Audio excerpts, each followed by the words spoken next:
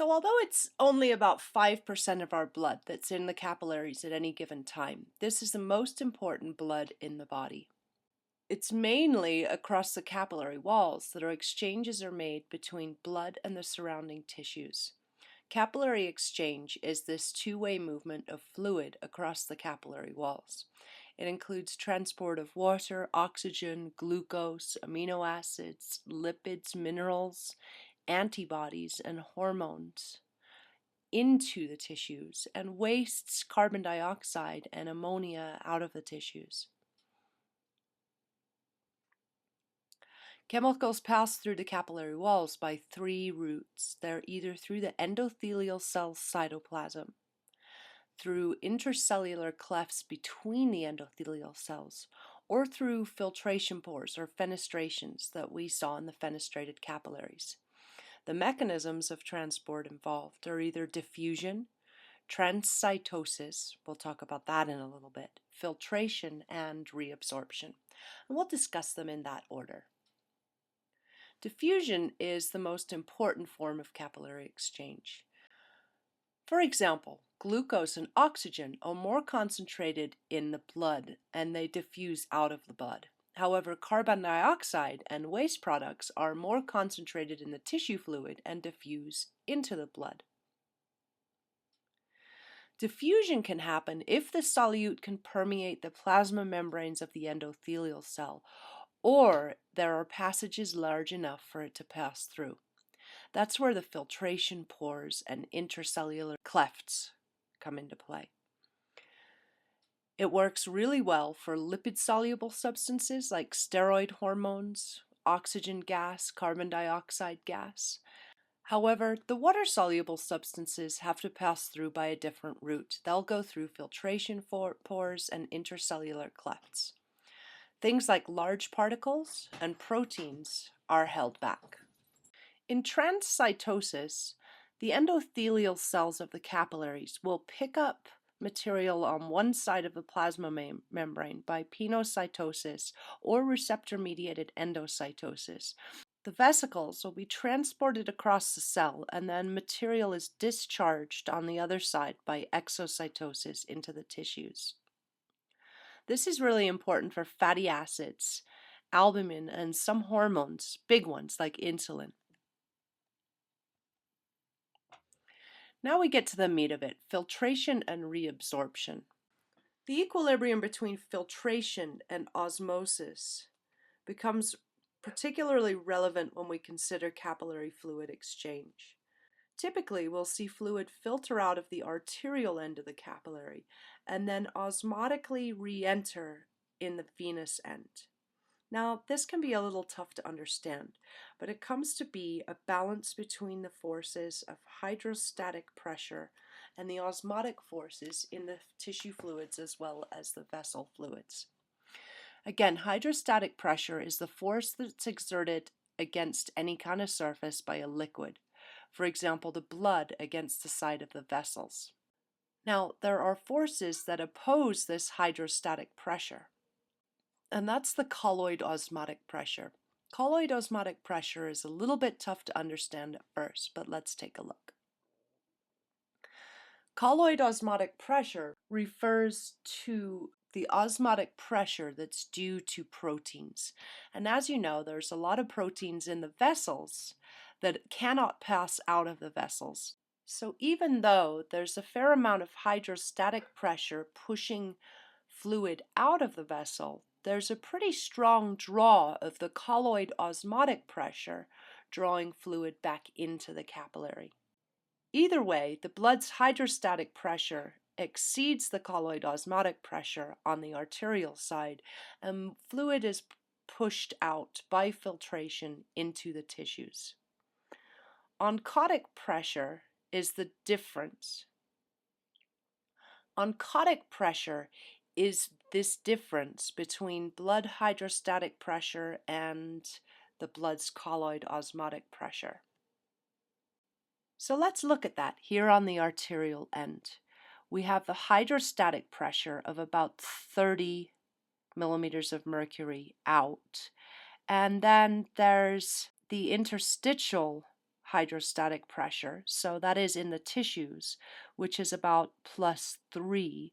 And so we have a net hydrostatic pressure of about 33 millimeters of mercury pushing out of the artery. Now, when we look at the colloid osmotic pressure, again, that's the pressure that's due to the proteins that are dissolved in the blood at the arterial end. We'll see that there's 28 millimeters of mercury of colloid pressure coming in, right? The blood is drawing fluid in. And the tissue has a colloid osmotic pressure of 8, and it's drawing out of the vessel. Overall, though, that leaves us with an oncotic pressure of about 20 going into the vessel. So if we have 33 millimeters of hydrostatic pressure pushing out of the vessel and only 20 drawing fluid in, then the net pressure moving out is about 13 millimeters of mercury. On the venous end, the situation changes. This is where we'll see capillary reabsorption. So we see filtration on the arterial end and reabsorption on the venous end. On the venous end, the blood pressure has dropped a lot. It's a very short distance, but there's a lot of resistance in the vessels, and so we drop down to about 10 millimeters of mercury of hydrostatic pressure pushing out of the blood vessel. Now the interstitial, the tissue hydrostatic pressure, is also about 3, drawing out of the vessels. That gives us a total of about 13 millimeters of mercury of pressure pushing out of the vessels. And the colloid osmotic pressure is still about 28 millimeters of mercury of fluid pushing into the blood, because there's still all these dissolved albumins and such in the blood. And in the tissues, we'll see the same. There's about an 8 millimeter of mercury pressure pushing out of the vessels. And that leaves us with an oncotic pressure, or net colloid osmotic pressure, of 20 millimeters of mercury, resulting in a net reabsorption pressure of 7 millimeters of mercury. If we've got 13 moving out and 20 moving in, the net pressure is 7 going in.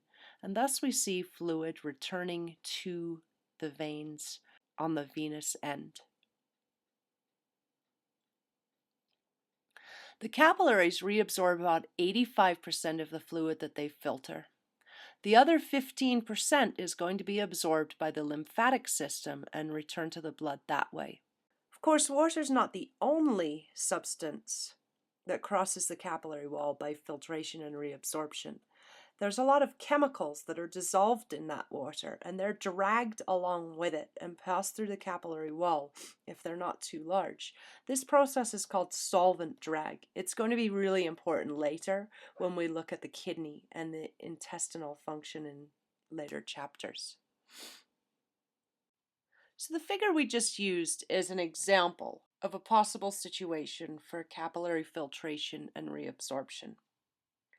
However, circumstances are going to differ from place to place and from time to time. For example, although capillaries usually reabsorb most of the fluid they filter, there are some exceptions. The kidney capillaries of the glomeruli are pretty much all about filtration, just about pushing fluid out. There's not really very much reabsorption. After all, their purpose is to get rid of urine. The alveolar capillaries, on the other hand, have the opposite going on. They're pretty much all about reabsorption in order to keep fluid out of the air spaces in the lungs. We also know that capillary activity has to vary from moment to moment because sometimes we have the precapillary sphincters closed and thus the vessels are collapsed. Reabsorption is going to predominate in this since the blood pressure is very low. And then very metabolically active tissue, like quadriceps muscles, if we go for a run, have an increase in capillary flow and thus blood pressure. That means that we're predominantly pushing fluid out into the tissues, this can increase muscular bulk by about 25% because of the accumulation of fluid in the tissues. So this concept of capillary filtration and reabsorption is pretty tough to get your head around. I recommend that you spend some time here, perhaps even put together a diagram. It can look very similar to the one in your text, or it can be your own version of it, but really work out which way the hydrostatic pressure is pushing and the osmotic pressures are pushing. Remember, the tissues have a negative hydrostatic pressure, so that is they're almost sucking fluid out of the vessels at the arterial end.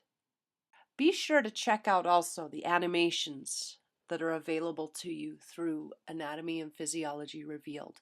These should be very helpful in understanding this process.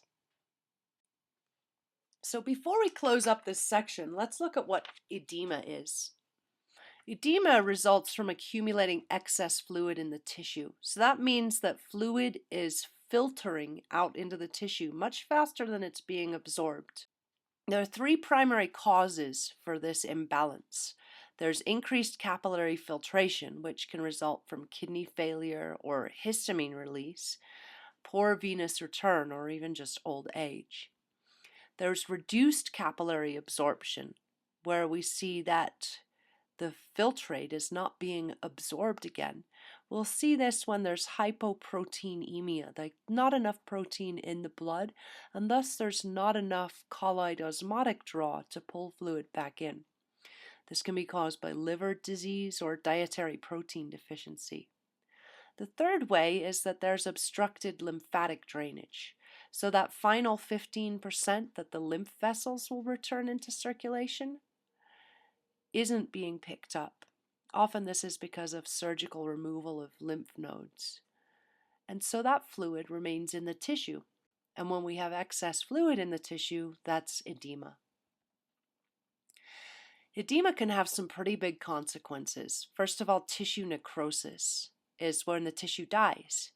Oxygen delivery and waste removal become impaired, and thus the tissue's not receiving the nutrients that it needs or having the waste removed. Pulmonary edema is really bad. When we have pulmonary edema, that's when the capillary filtrate is outweighing reabsorption and we see that there's fluid in the lung tissue. That can cause a threat of suffocation. When we see edema in the brain, that's cerebral edema, that can cause headaches, nausea, seizures, and coma because of the additional pressure inside the skull. It's a very limited space.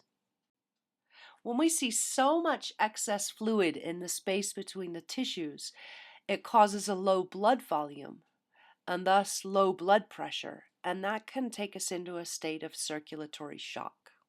So that brings us to the end of our section on capillary exchange.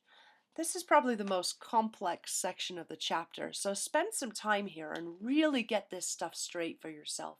Start the diagramming now because it's part of your assignment for this week.